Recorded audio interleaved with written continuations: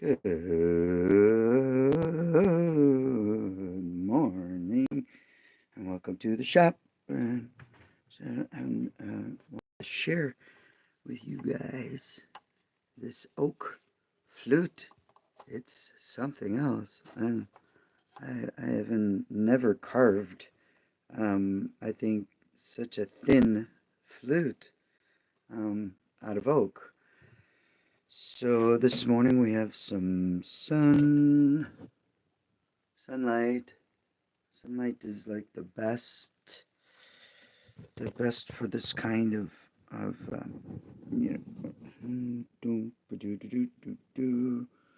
this kind of carving. And there we go.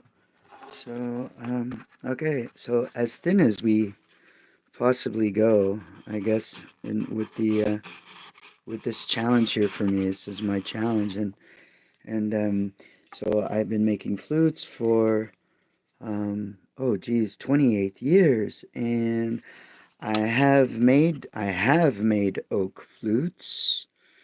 I think I can recall running them through the router. Maybe not. Maybe not. Maybe I made a Native American flute, like an alto, smaller size one time. Maybe one in the past 20 years, and mostly cedar flutes, And but this, what do you call oak? Is well, it's special, I guess, with the oak representing, you know, the everlasting tree of life, and then this being a band, like like the one Krishna plays. I think I will call this one Krishna's flute, actually, when it's done, and maybe sell it. I don't know. Maybe give it away to the best flute player. I don't know. It's the dream. My dream is to make it as best possible, and that it sounds like as best possible. And the reason uh, I've I've chose Bansuri over Native American or these other flutes that I make the fipple flutes, the pan flutes, all the different kinds of flutes. And Bansuri, well, how the story goes is once upon a time, not too long ago, um, a flute player shows up at the shop with several flutes, and one of them was cracked, and it was warped. It was a bamboo flute from India that was warped, and she asked me, "Can you make this oval flute round for me?" And I was like, "Yeah, I could do that," and proceeded to soaking the bamboo.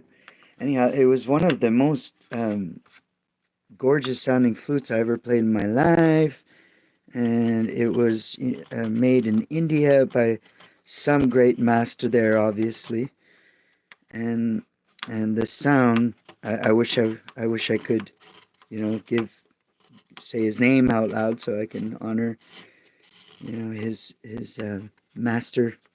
mastership, bansuriship. Is sincerely is one of the most gorgeous sounding flutes I ever played. And so, because it was oval and then I made it round, um, the sound was even nicer. And I thought, I'm gonna reproduce this flute. Like somehow I wanna.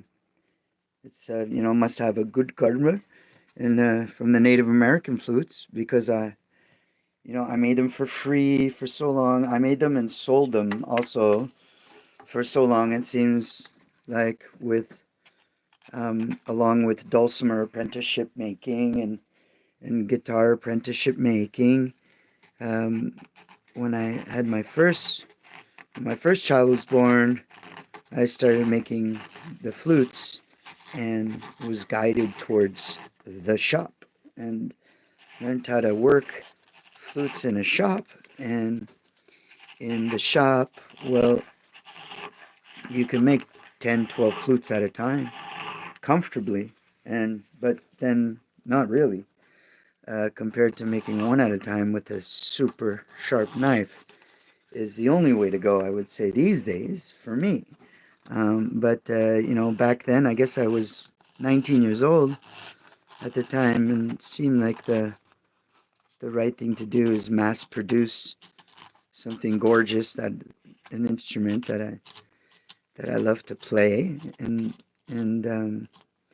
I have a little Native American blood in my lineage, so I decided that I would go with the native flute, and made native flutes for a good year in the shop, and just knocked out dozens of flutes. Cedar, I'd go buy my cedar, compared to today where I go cut down my cedar out in the backyard. But anyhow, so 20 years ago, or 27 years ago, buying the cedar was something else. You had to pick it and choose, and all this, and the aromatic cedar was something that I was very impressed with, and some of the pink cedar was just gorgeous. Some of the most gorgeous wood I ever worked with, and it wasn't something we used on guitars or dulcimers, but the cedar aromatic cedar flute was well known, and I thought, okay, this is special for a reason, and not just the aroma, but the beauty of the Native American flute. I am making one right now, actually. I haven't made one in a long time, but this is a cedar flute here, and been making these for 27 years. Yeah, I just made this one the other day.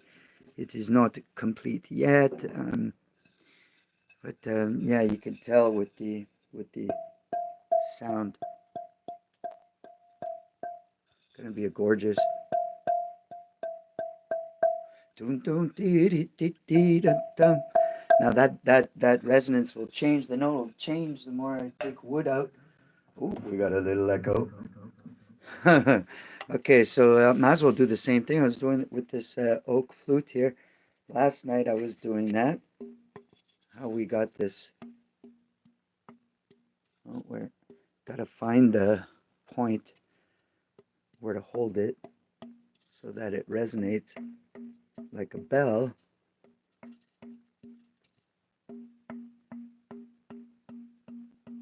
That would be that one. And then the other side, a little bit different.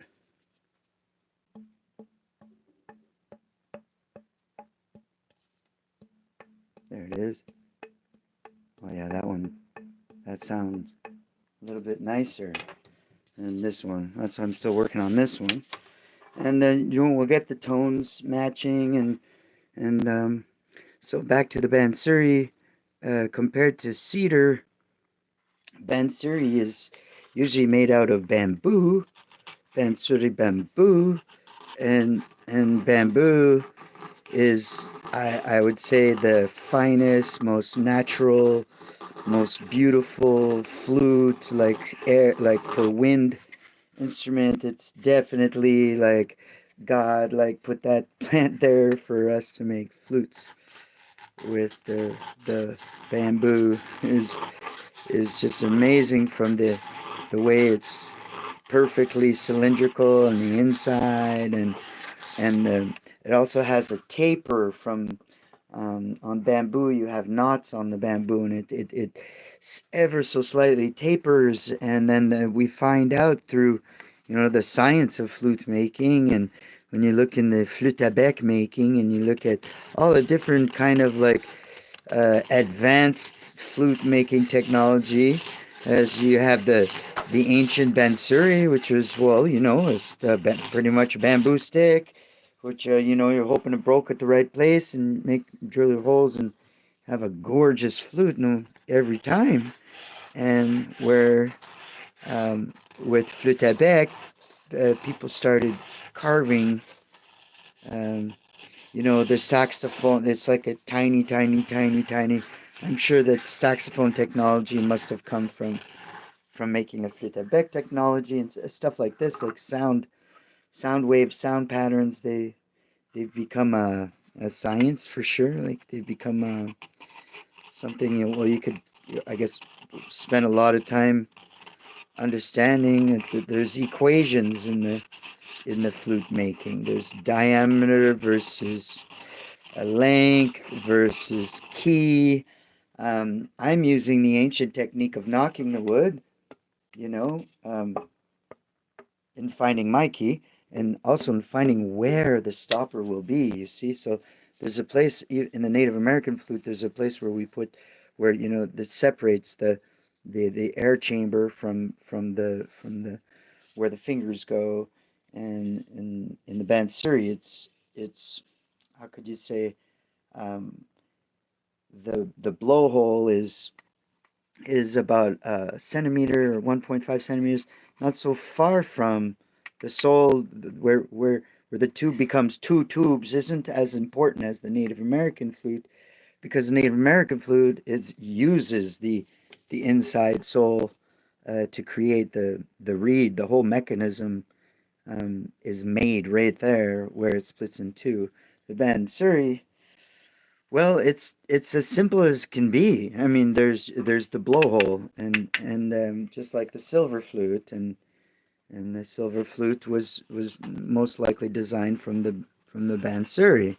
And in the anyways, through time, I think most flute makers out there would agree with me that the most common resonating for the volume and for the tone, the most common size would be uh, between an eighth and a quarter of an inch. And quarter of an inch is a bit thick, so an eighth of an inch can become um, where it starts to get thin. You have to be careful. So often, like in machine shops, certain, if your router bit isn't quite sharp, or if you just by accident knock it the wrong way, it could chip a piece off. So I mean, it's never the same. You're always taking a risk when you're working in the shop. So some people, I myself, I've run through one, two, sometimes three sets of from the same tree before having my final result, because in the shop things happen. The speed of electricity, and so you have to be very, very, very careful in the shop. And in an electric shop, that is, in this old style shop with these chisels and knives, it's just heaven. It's just a heaven on earth flute making solution. You get to choose which paper thin part of the wood comes off, and that tapered diameter that the natural wood has on a bamboo. I'll here we'll fabricate that using our good old faithful ruler that we love so much, because it tells us exactly the measurements we're using. So here I'm gonna, if you can't tell by now, it's thinner than an eighth. I've gone, I'm, I don't know what you call it, stretching, pushing the limits of the reality, and for flute making, but for myself, because I don't know. You look for try to find a paper thin oak Bansuri out there. I just doubt you'll find one. So as me, I'm a musician, but also I'm a flute maker, but I'm also a musician, and so making my own instrument seems to be the thing that makes it that where I can choose And so in the flutes, like I was saying, I'll go back to the story. The bamboo, once it went from oval to circular, and it is the most gorgeous sounding bamboo flute, and it cracked. It cracked on me. I guess it got shattered somehow. It's the saddest story for me about for one of my customers is flutes, but I was able to fix it anyways. But as I was fixing it, I took fine measurements, and it was thinner than an eighth. It was 2 millimeters. I was like, oh my goodness, that's like pushing it. So here I'm like, oh, here on this with this oak flute, I could push the 1/8 to 2 millimeter uh, thing because I'm making it myself. From from the inside, we can tell we use the proper uh, measurements, and I think the reason I switched from inches to millimeters is we have much finer measurements with millimeters, and yes, I'm already below an eighth. I'm almost like about 16th of an inch. In millimeters, we got, yeah, 2 millimeters. So very good. And some places I'm still above 2 millimeters. So that's good. I was careful not to go below 2 millimeters.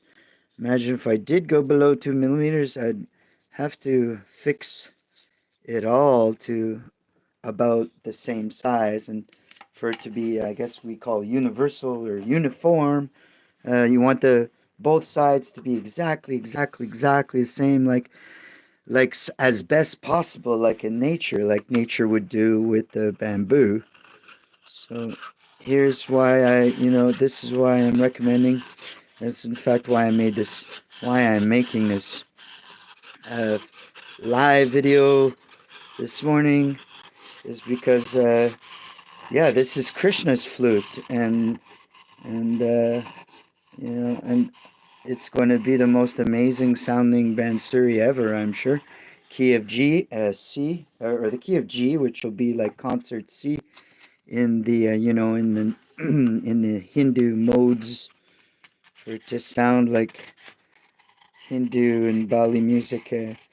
We play a open drone C, and then play the G scale on top of a C drone, and we get this amazing music from India and or from around those parts of Africa. And so yeah, I love this kind of music. And Bansuri has 2 octave potential, so it's another reason why I'm going with oak with the Bansuri. And I just look at these shavings from last night. I mean, yeah, they're some of the neatest, coolest uh, flute making byproducts. Oh, did I say by shit? Um, uh, uh, these are the yeah. There's got to be hundreds of thousands of them that I made in the last few days. All Oh yeah, here we go. Look at that. I mean, look, it's like it can be a bird's nest, called bird's nesting technique. My bird nest making technique um, is paper thin, just scrape. It's like how we make violins, and I'm not quite violin maker yet, but I fix them and restore them, and I have my wood for making one. Maybe someday I'll get to making one. I prefer to play violin, but I guess again, if I made my own, maybe I would be happier playing one that I made. Um, yeah, so that's it. Welcome back to the shop for a quick. Haven't made a live shop, and what reasons were there? Not too many. Um, now there's, my shop is a knife and a teeny violin making table. That's for my shop these days. And I have my own varnish, um, that I lift. That's one of the techniques I'm using, is I lift the grain using a subtle amount of the varnish I make. And what it does is it allows me to then go back over it. It lifts the grain, and after, I don't know, 10 minutes or so, it's very, very clear what has to come off for it to be like super silk.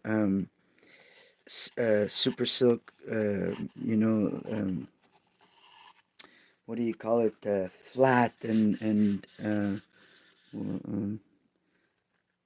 the way as natural, like a bamboo. Like the inside of a bamboo. It's funny, I was thinking that the inside of a bamboo, often we take it out. There's like this film paper that you have to take out before making a flute. And in an oak flute, you're taking out paper thin as well.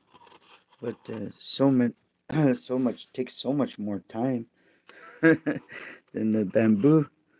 Uh, so the one advantage I have making it out of oak to the bamboo is that throughout the years, the bamboo, like I was saying, the bamboo had natural taper perfection to the style we made the Bansuri. Whereas, now that I'm making it by hand, I can play with that taper a little. You look at the Scottish traverse flutes, and the Scottish traverse flutes are tapered much more than a bamboo. And yeah, you can get a third octave in on some of them. So I'm just beginning to adventure the Bansuri making in the last 3-4 years now. And yeah, this one's gonna be amazing. um, I should have took pictures from the beginning, and or maybe I did, and I'll make a montage and post it on up on my Etsy store. I'll probably offer whoever would like a handmade uh, oak thinness paper thin oak flute, and or any, rosewood would be kind of beautiful too, and so would tiger maple. And there are traverse flutes out there being made in electric shops, which probably, sound amazing, really. But again, I think that in a electric shop with the same router bits and stuff like this, I think most products will end up the same. Whereas when we're having our little knives action, we may have like this subtle um, exchanges with nature's way of building things, and maybe change things just a little bit. Um, this is my curved knife. I've used this knife often in the cedar making, flute making. There's no reason for me to bring it in here right now other than just to show you. I guess I can pass over it. It sort of scrapes very, very fine, very fine, whatever grain is still standing out, and starting to have a very beautiful silk feel to it. Well, anyway, I hope that I have inspired you, and I hope to be able to play this flute for you soon. And that'll be it for today. Have a great day. Look at that sun. Oh my God, it's just woo, and sun and snow, and sun and snow, and Bansuri. Bonne journée. Happy trails, happy adventure, happy journey. Have a great day.